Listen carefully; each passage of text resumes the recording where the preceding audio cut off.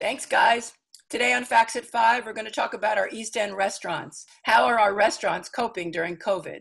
With me today are two great people, and we're so happy that they're going to join us for this program. Mark Smith, who is a managing partner at the Honest Man Group, which includes Nick and Tony's, Rowdy Hall, and many other restaurants that we all go to. And Charlene DeSmet, the partner at the Springs Tavern. Welcome to you both. Hey. Hi, guys. Mark, I'm going to start with you. This is obviously a challenging time for everybody. You have a lot of employees. Tell us basically how you're coping, what's going on with you and your restaurants. So, like all the restaurants, back on, I think it was March 13th at 8 o'clock at night, we were ordered to close our restaurants. And the only thing we could do was pivot to takeout and or delivery. We're just doing takeout. But so Tuesday morning, the 16th, we called a staff meeting of all our companies, which is 5 restaurants, and had the terrible experience of having to lay off 100 people, which, you know, I mean, after 30 some odd years of building businesses, to be told that you have to close them down is in one sense heartbreaking. And but the real hard part was looking into the eyes of 100 people that, you know, are your family, your restaurant family, and telling them that due to no fault of their own, they are out of work, you know. And unfortunately, we had to do it, you know, to try to keep the restaurants alive so that when all this is over, whenever that's going to be, that there's a place for these people to come back to. And so we've been doing takeout at all the restaurants. You know, it was a learning curve. I mean, basically takeout is, you know, it's a sort of necessary evil up until this happened. You know, it was maybe, I don't know, 3-4% of our total revenue. It was never big enough to really even figure it out. And now it's 100% of our revenue. So, you know, we've had to do things to sort of get better at it. And at the time, you know, and also in terms of just learning how to do takeout really well, we had to deal with all the hurdles that were put up due to the COVID-19 in terms of, you know, wearing face masks and gloves and people's, you know, I'm not getting out of the car. And, you know, I mean, I have some wild stories, but, you know, obviously this has affected people in different ways. And, you know, we're trying to accommodate it. And the most important thing is that we're safe for our employees and for the people we're feeding. So it's been a rough time. You know, the roughest part, the hardest part is not knowing when it's going to be over. And once it's over, what it looks like when it is over. I mean, I'm sure that we'll have some sort of decreased capacity for a period of time. You know, the timing of this couldn't have been worse coming into, you know, our season when, you know, I don't know about Charlene, I'm sure it's similar, you know, between like May and the end of September, we do 70% of our volume, you know, our revenues. And hopefully we make enough in those months to give it back the rest of the time. And when that's over and time to start again, there's some money left. So for this to hit when it did is just, you know, couldn't have been worse. Yeah. Let me talk to Charlene and see, and then I'm going to get back to you. Charlene DeSmet, the Springs Tavern. Charlene? Yes. Hi. You know, I was thinking recently, well, a couple months ago when it was the Jackson Pollock anniversary and how we did that spot last year when you had the Jackson Pollock dinner. And I've been thinking of you a lot in Springs. Yes. Tell me what's going on at the tavern. It's got a long history, and you've got a lot of real regulars, year-round regulars. How are you accommodating and coping? So similar to, you know, what Mark said about the timing and sort of having to rescale everything, we did follow the guidelines and reduce capacity for a week and did takeout only. Then we closed. We closed from March 22nd and we reopened on April 8th for a few reasons. One, we had read the governor's orders saying that the next 2 weeks are going to be the most contagious. We also needed to regroup. We needed to relaunch a website to allow us to show a smaller menu that we could update daily. We needed to lay people off. we just needed to make a whole bunch of changes. We didn't really do any take. It was a very small percentage of our business. So we offer takeout and delivery. I'll probably continue to do the delivery. For us, it's pretty close. We have a lot of locals. We still feel that we're serving the community. You know, I think people are as loyal to us as they can be. But the timing of when it hit couldn't be more true. You know, we just came out of the winter season, and you know, March is when we start to vamp up. So we lost a lot of birthday parties, and you guys do a lot of events there. You do, whether you've got the live music, and I want to ask Mark about that as well, because at Rowdy Hall, I know there are different performances, and some of the other restaurants. You know, there's no crystal ball, obviously, for what's going to happen with our summer. But how are you anticipating that? Well, we cut back on all the non-essential things, such as DirecTV and all the music licenses. Wherever we could cut, we cut immediately, because you need to trim the fat and get as lean as you can, as fast as you can. We're doing like a virtual Friday night, Latino night.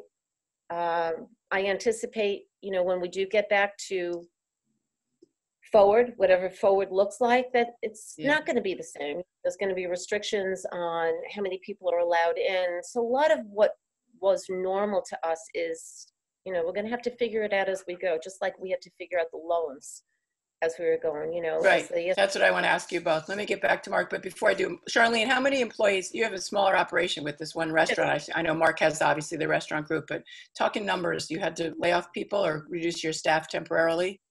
We laid off 9 and we have 2. Okay. Let's get back to Mark. Mark? Yeah. You've got several restaurants in your group. I sat many nights by myself off season at Rowdy Hall. I miss those lettuce wraps and and a really good glass. We miss having you there, trust me. Yeah, and many times at the front room and have my chicken dinners with Robert Zimmerman at Nick and Tony's. So I feel for and I know you've got a great staff there. But how many employees are we talking about? You've got several restaurants, obviously, between Nick and Tony's, Rowdy Hall. So we had a layoff. I think it was 103 people initially. Yeah. You know, we kept probably 30. I'm gonna guess something around there. And you know, we just sort of said, okay, let's go. What do we got to do to change it? We did a lot of it on the fly. We never closed. You know, we were really, and you know, knock on wood, nobody in the organization that I'm aware of has gotten the COVID-19. So that's really good news. How do you deal in terms of?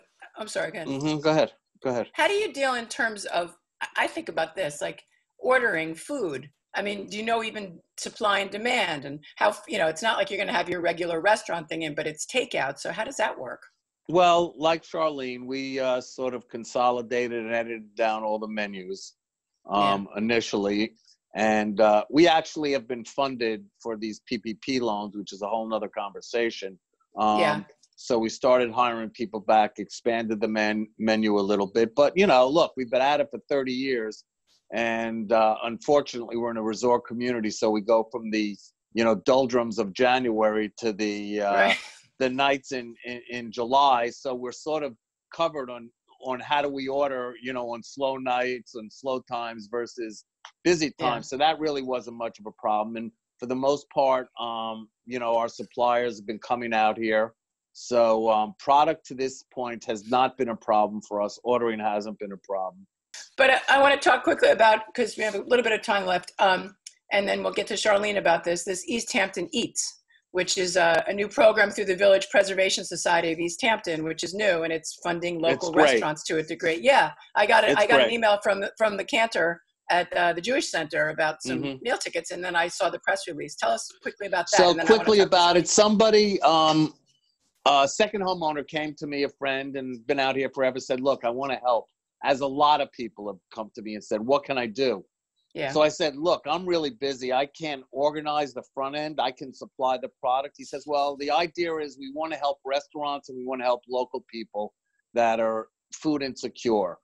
So I said, okay, we sort of worked on some things, and they are basically, for the first 2 weeks, last 2 weeks, I've been doing it with my 3 restaurants as sort of a beta test, and now they're expanding it. And Charlene, Yes. we need to talk later because you need to get on it. So basically what they're doing is they're giving out every night 100 to 200 coupons, depending on the night, to various people throughout the town, whether they be first responders, whether they be people that work in the hardware stores, whether it's town employees that work at the sanitation department, whoever. Straight. The Stop and then, Shop people, whoever. Yeah, whoever. And then they take those coupons for that night, and they can come to any one of my 4 restaurants, and hopefully Springs Tavern in the future, and Sam's, and some other local places that I want to share the wealth with, because it's about our restaurants and our community. It's not just about me and my companies. So people come in, and the coupons essentially worth $20. So in each one of our restaurants, we've identified 1 to 2 to 3 different menu items that they can choose from. Sounds great. And they don't pay anything. It's funded by East Hampton Preservation Society. Yeah, which is part of the Preservation Society, and it's a great program, and these guys are doing really good stuff. Great. Charlene? Yes. Tell me what you guys have. Yeah. This is a new thing that's been starting. Go ahead. Yep. So I do a lot of the detail stuff, and so I read about it. It came down fast. I, figured out where we needed. We have not been funded. We are in the queue through Chase, which is step 3. So I'm pretty optimistic about that. That's the only. Charlene, where do you see your season ahead? And then I'll real quickly. I mean, it's hard. What do you hope for, and what do you see in terms of the near future? What I hope for and what I see, I think, are 2 different things.